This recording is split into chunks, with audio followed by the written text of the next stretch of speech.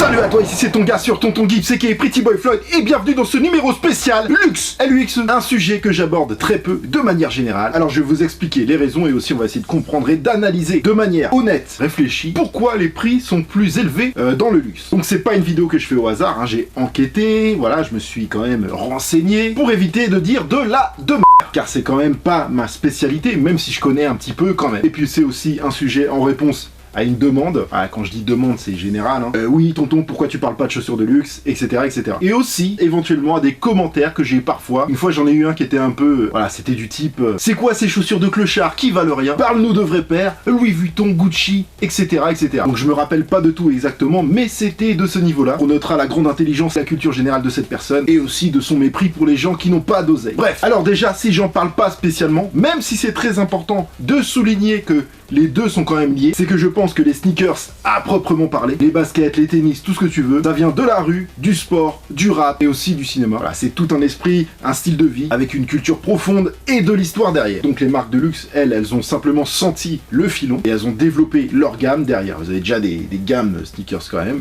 mais ça s'est développé derrière. D'ailleurs, on peut dire de manière générale que ça plaise ou non, que ça a commencé avec Kanye West, chez Louis Vuitton, en 2009. Alors oui, les gars, me sortez pas des dates de 1983, s'il vous plaît. Voilà, en me disant un tel, il a fait une collaboration avec un tel à l'époque. Voilà, le sujet que j'aborde aujourd'hui, je parle de la masse, je parle de l'explosion du phénomène. C'est important à préciser. Et d'ailleurs, Virgil Abloh, qui marche sur les traces de Kanye West depuis longtemps, était déjà dans l'équipe de Kanye en 2009 avec Just Don et toute la compagnie. Et cette équipe-là, ils ont vraiment apporté quelque chose, ça, c'est incontestable. Et on peut pas se plaindre de ça, hein. C'est positif que les marques de luxe fassent des sneakers. Avant, la rue se plaignait de pas être reconnue dans les marques de luxe. Maintenant que c'est le cas, on va pas se plaindre du contraire. Même si forcément ça fait monter les prix et que ça durcit le game. À titre personnel, d'ailleurs, je tiens à dire que même si c'est pas ma priorité, il y a quand même des paires dans le luxe que j'aime beaucoup, ou que j'ai appris à aimer. Et l'avantage du luxe, c'est que c'est des boîtes qui ont les moyens, donc qui vont embaucher des grands créateurs, et ça donne souvent des résultats complètement avant-gardistes, et ça fait avancer les choses. Donc voilà un bref résumé du pourquoi, du comment. C'est vraiment les grandes lignes, bien sûr. Je vais pas rentrer dans les détails, il y a beaucoup d'autres créateurs, plein d'artistes, plein de choses à dire sur le sujet, mais c'était juste pour récapituler. Car le sujet de la vidéo, c'est: le prix des chaussures de luxe est-il justifié? Ou est-ce qu'ils abusent sur leur marge? Pour ça, j'ai analysé 3 marques plutôt leaders dans le business: Balenciaga, Louis Vuitton et Gucci. Donc voilà, en prenant un ou deux modèles phares chez eux à chaque fois. Alors pour comprendre pourquoi une paire est chère, il faut d'abord regarder sa composition. Et c'est ce que j'ai fait. On va regarder tout ça. On va commencer avec un des gros hits du moment dans le luxe, hein, la Balenciaga Triple S. Donc Triple S pour triple semelle, hein. La Balenciaga Triple S, elle est à 790 € sur le site de Balenciaga. Dans certains magasins, ça peut être plus élevé. Colorway Outre-mer, qui est plutôt cool, ma foi. La composition d'une Triple S: 60% de polyester.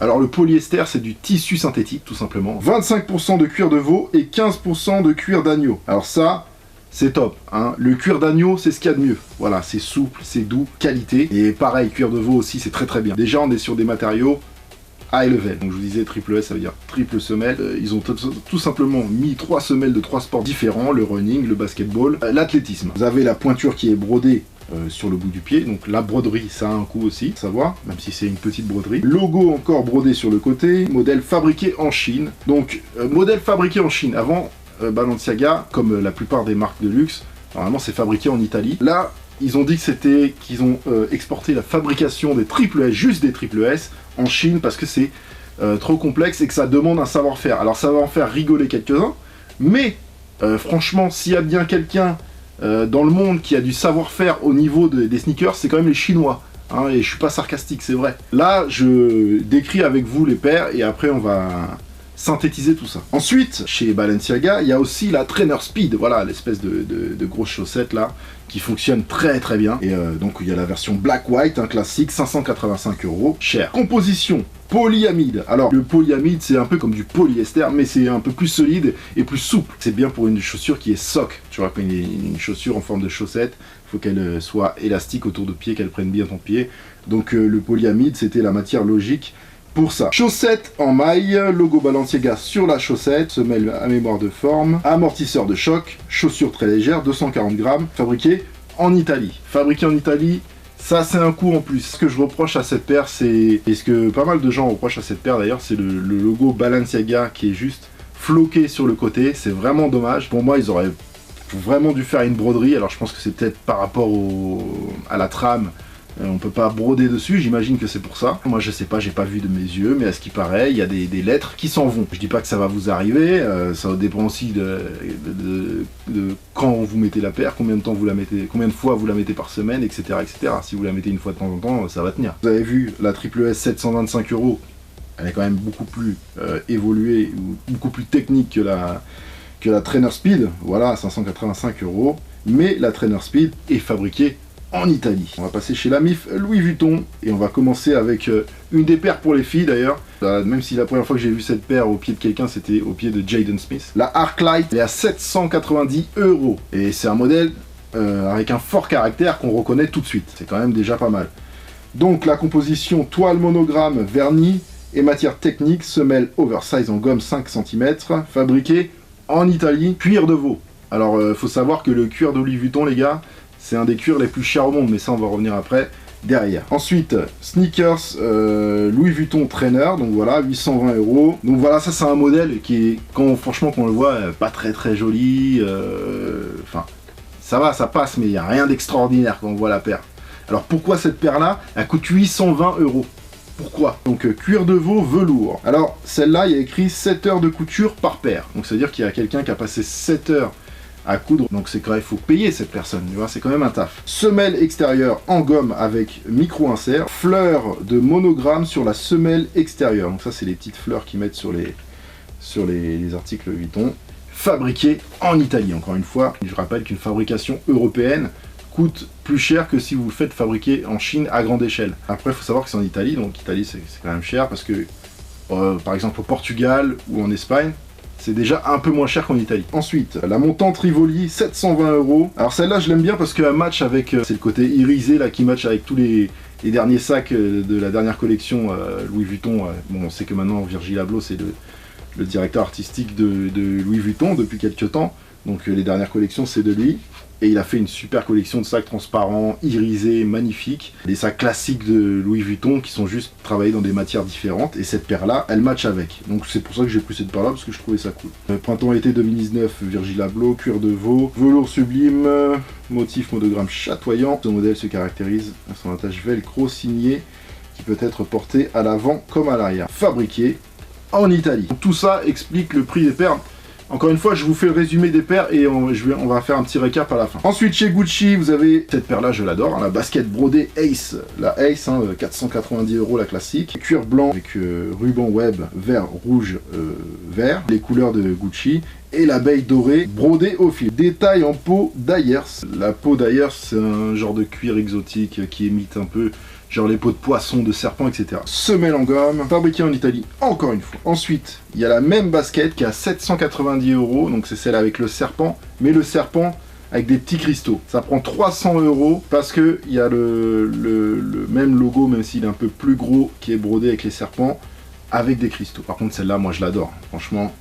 Même avec ou sans des cristaux, cette paire de Gucci là, la Ace avec le serpent, j'adore. Ensuite, on va quand même faire la paire la plus chère de chez Gucci, elle est à 1200 €. Alors c'est la paire la plus chère en vente sur le site. Bien sûr, ils peuvent faire des paires pour des défilés ou des paires en édition ultra limitée, beaucoup plus chères. C'est la Flash Trek en cuir avec des cristaux, rodé tel un bijou, confectionné dans une association de cuir métallisé, de résille et de tissu réfléchissant. L'accessoire est orné d'une pièce Gucci déclinée dans la police graphique de Sega, la console Sega. Cuir métallisé doré, résille blanche et tissu réfléchissant gris, ruban élastique amovible avec des cristaux, qui est expressément fait pour cette paire-là sur mesure. Empiècement Gucci en caoutchouc dans la police Sega, utilisé avec l'accord de Sega Holdings, donc ils ont demandé la permission à Sega pour pouvoir utiliser leur police. Détail perforé et matelassé à la cheville, hauteur 5,5 cm. La bride en cristaux est conçue spécialement pour ce modèle, made in Italie. Ensuite, il faut penser au coût de fabrication. Les moules en fer, voilà, chaque semelle de chaque paire, que même luxe ou pas luxe, pour faire les semelles des chaussures, c'est fabriqué dans des moules en fer, pour faire couler le plastique, la gomme, peu importe. Donc un moule, c'est entre 2000 et 6000 € à peu près, ça peut être moins cher, ça peut être plus cher, ça c'est pour un moule. Mais ce moule-là, pour un modèle, il faut le faire 20 fois, parce qu'il y a toutes les tailles. hein, donc il faut faire multiplier par 20 à peu près. Donc quand vous multipliez par 20, on arrive quand même entre 40 000 et 120 000 euros. Faut en vendre des paires pour faire 120 000 euros. Alors ensuite, les cuirs sont plus ou moins chers. Là, vous avez vu qu'on est quand même sur des cuirs de veau, des cuirs d'agneau, etc. C'est quand même les meilleurs cuirs. Et en plus, pour Louis Vuitton, je vous ai dit, eux, ils utilisent vraiment les cuirs au top, sont connus pour ça, pour la bagagerie Louis Vuitton en cuir. Chez Louis Vuitton, on serait quand même sur du 70 euros au mètre carré. Un mètre carré, ça fait pas beaucoup. Hein. Les matières synthétiques sont plus solides et les marques de luxe, elles ont quand même une image à défendre. Elles peuvent pas faire n'importe quoi, tu vois. Donc c'est logique pour elles, ça leur viendrait même pas à l'idée, je pense, d'utiliser des matériaux qui sont pas premium. Faut savoir aussi que, en général, pour les marques de luxe, les éditions sont beaucoup plus limitées que chez Nike ou Adidas, par exemple. Bien sûr, c'est pas la même clientèle. C'est pas le même volume, c'est voilà, ça n'a rien à voir. Ensuite, il faut ajouter les artisans à payer, le transport, les taxes, etc., etc. Le coût monte vite. Mais au-delà de ça, c'est très difficile quand même de connaître le vrai coût de revient d'une paire. Donc voilà, sur certains articles de presse, j'ai lu que c'était à peu près entre 60 et 100 euros pour une paire de luxe. Alors, est-ce que multiplié par 6 ou par 10, ça rembourse les frais réels? Bien sûr que oui, et c'est très rentable. Et puis on paye la marque, de toute façon on paye la marque. Faut pas croire, les gens qui consomment le luxe, ils aiment que ce soit cher. Voilà, ils aiment acheter leur marque, ils aiment que ce soit cher. En gros, si une marque de luxe se mettait à faire des chaussures pas chères, ce serait pas bon pour leur image en fait, en réfléchissant bien, tu vois. Bon, sauf si c'est des paires enfants, etc. Hein, chez Gucci, vous pouvez trouver des paires enfants à 200 euros ou même moins cher que ça. Et puis au final, c'est pas différent des grosses marques de sneakers plus traditionnelles, qui elles font des marges plus petites, mais à beaucoup plus grande échelle. Donc au final, ça revient au même. C'est juste un schéma différent. Mais ça, c'est normal. Une entreprise, c'est fait pour faire des profits, payer ses employés, payer ses impôts, se développer. Et puis si ça fonctionne, c'est qu'il y a une clientèle. Alors, 3 petits points. Et puis, j'ajouterai que les prix élevés, malheureusement, c'est souvent ça qui pousse les gens à acheter de la contrefaçon. Alors chacun fait ce qu'il veut, chacun sa fierté, mais j'insiste toujours sur un point, vous pouvez avoir du style avec des vêtements pas chers, des choses pas chères, et même des choses pas chères à la base qui peuvent prendre de la valeur, qui deviennent plus chères que des articles de luxe, parce que c'est limité ou parce qu'il y a une grosse demande dessus. Et personnellement, je trouve ça beaucoup plus intéressant que de porter du fake. Et puis, fuck le fake, hein, c'est le slogan de la maison, TMTC. Et encore une fois, dire je suis sneakerhead et porter du fake, c'est complètement incompatible. Donc voilà, j'espère que cette vidéo thématique vous aura appris quelques petits trucs, hein, des choses utiles. Et si vous voulez plus de vidéos dans ce style, bah dites-le moi dans les commentaires. Comme d'habitude, si vous avez kiffé la vidéo, envoyez-la ce fort en défouraillant le thumbs up ici en bas de l'image. Le thumbs up, c'est le pouce en l'air, le pouce bleu, pouce bleu. Abonnez-vous à la chaîne, envoyez-la ce fort avec les commentaires. Et quant à moi, je vous dis à très vite pour une nouvelle vidéo, même si je pense que je vais partir en vacances. Mais je vais essayer de vous programmer une vidéo pendant mes vacances. Alors bon kiff pour mes vacanciers, bon courage pour mes travailleurs, et force à tous ceux qui galèrent. Oh mais